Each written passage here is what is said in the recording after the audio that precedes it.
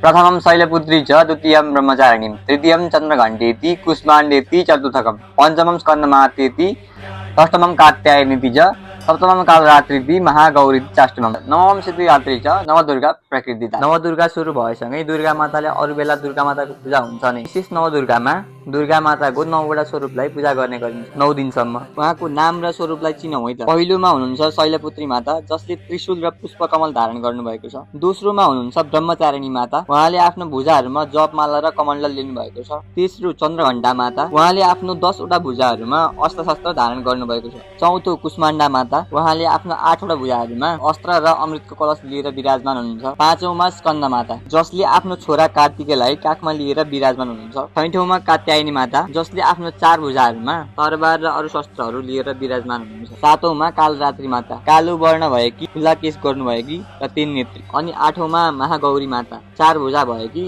त्रिशूल र डमरू धारण गर्नुभएकी। र 9 स्थानमा हुनुहुन्छ सिद्धिदात्री माता, 4 भुजा हुनुभएकी, शङ्ख, चक्र, गदा र कमल धारण गर्नुभएकी। यी 9 स्वरूप धारण गर्नुभएकी माताहरूलाई हामी जो कोहीले आफ्नो मनदेखि नै सम्झ्यौं भने र दुर्गा माता प्रति अटुट विश्वास र साँचो मनदेखि पूजा अर्चना गर्यो भने दुर्गा माताको आशीर्वाद हामी सबैमा सदैव रहिरहन्छ पनि। र यो संसारमा केवल एक मात्र ईश्वर हुनुहुन्छ, बस हामीले भिन्न भिन्न स्वरूपमा पुज्ने गर्छौं। चाहे हामी जो कोहीले जुनसुकै धर्म माने पनि भगवान प्रति आस्था जस्तो सुकै परिस्थितिमा पनि राख्नुपर्छ। र नवदुर्गा र विजयादशमीको मङ्गलमय शुभकामना सबैजनामा।